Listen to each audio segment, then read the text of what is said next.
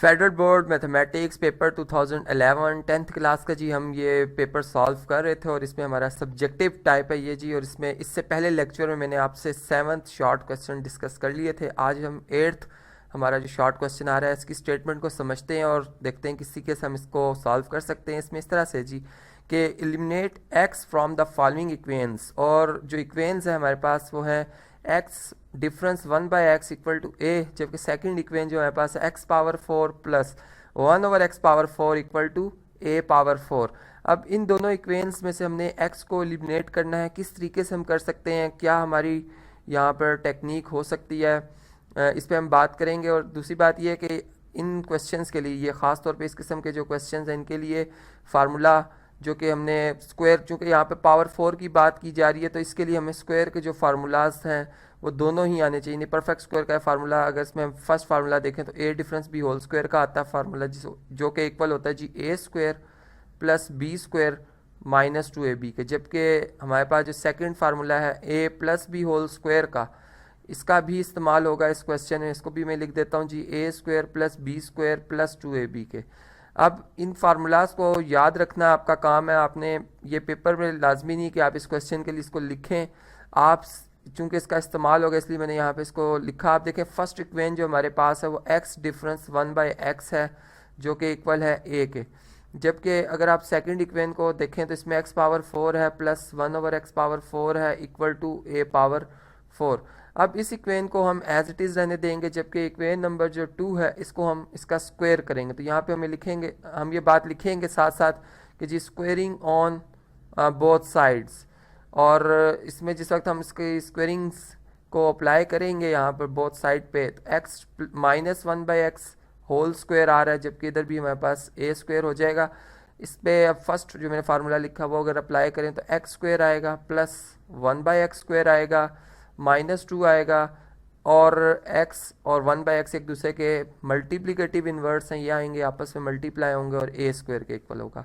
अब यहाँ पर जो बात याद रखने वाली है वो ये है कि अक्सर स्टूडेंट्स यहाँ पर एक गलती करते हैं, और वो गलती ये करते हैं कि इस फार्मूला को वो गलत यानी इस्तेमाल करते हैं।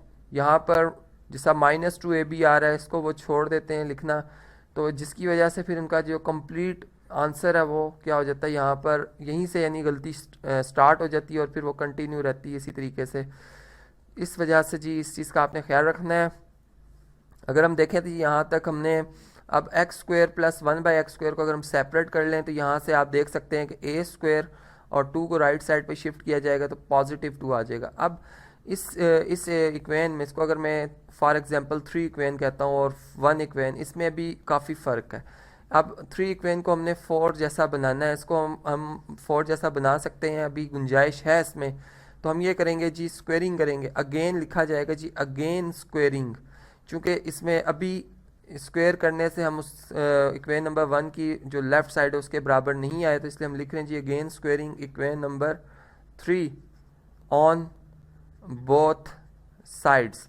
और अब इसके बाद जी जब हम स्क्वेयरिंग करेंगे तो स्क्वेयरिंग के बाद जो हमारे पास रिजल्ट आएगा वो कुछ इस तरीके से होगा कि x square plus 1/x square का whole square equal to a square plus 2 का होल स्क्वायर आ जाएगा। अब देखें जी इस पे अगर हम फार्मूला अगेन फार्मूला अप्लाई करें तो ये एक्स स्क्वायर का स्क्वायर हो जाएगा एक्स पावर 4। इसी तरह 1 का स्क्वायर 1 ही होता है, एक्स स्क्वायर का स्क्वायर करेंगे एक्स पावर 4 आएगा प्लस 2 आएगा, और एक्स स्क्वायर और 1/x स्क्वायर आपस में कैंसिल आउट हो जाएंगे जिस तरह से यहाँ पर कैंसिल आउट हुए थे। 1 आ जाएगा हमारे पास जी, एक दूसरे के मल्टीप्लिकेटिव इन्वर्सेस हैं। जबकि राइट साइड पे अगर आप देखें तो a पावर 4 आएगी प्लस 2 का स्क्वायर 4 आएगा और प्लस 2ab जो है हमारे पास जी 4a स्क्वायर बन जाएगा, ठीक है।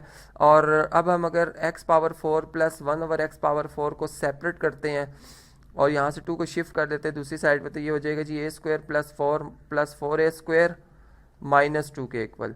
और अब हम यहाँ से 4 में से अगर 2 को सब्ट्रैक्ट करें तो ये अब हमारे पास इक्वेशन नंबर 1 की शेप काफ़ी हद तक बन जाती है।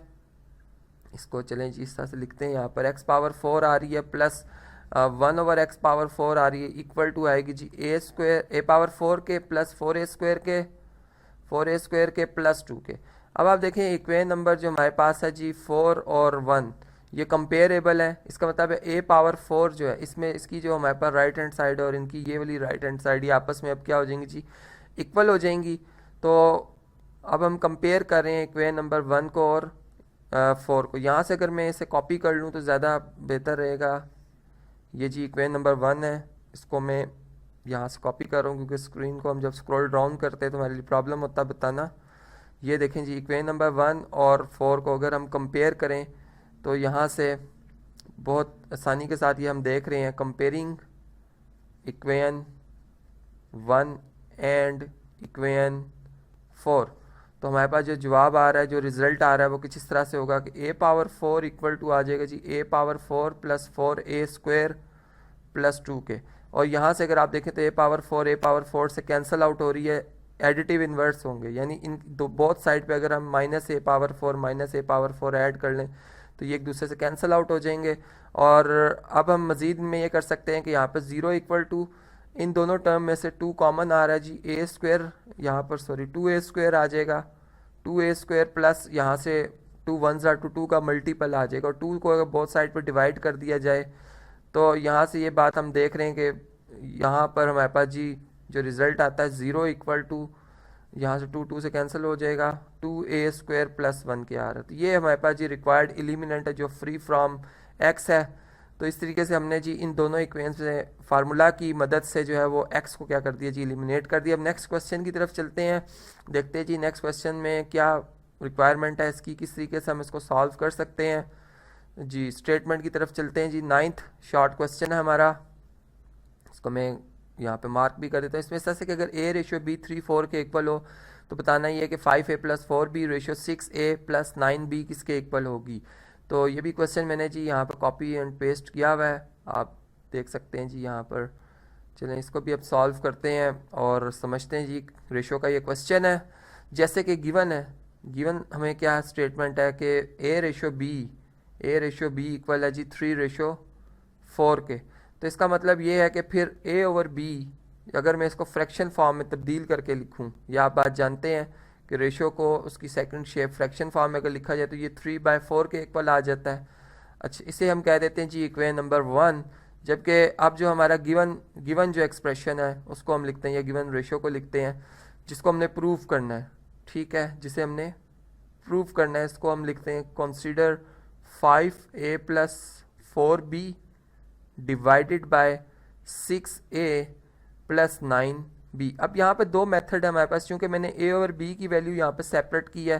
तो अब मैं यहाँ पर क्या करूँगा जी, इस इक्वेशन में इस जो हमारे पास सॉरी ये फ्रैक्शन है, इस फ्रैक्शन को मैं डिवाइड करूँगा b से, न्यूमरेटर को भी b से डिवाइड करूँगा और डिनोमिनेटर को भी मैं b से डिवाइड कर रहा हूँ। तो आफ्टर डिवीजन जो हमारे पास इसकी शेप बनेगी वो कुछ इस तरीके से होगी जी कि 5a डिवाइडेड बाय b आएगा plus 4b divided by b आएगा, ठीक है। इसी तरह डिनोमिनेटर को अगर आप देखें तो 6a डिवाइडेड बाय b आएगा और plus 9b divided by b आएगा।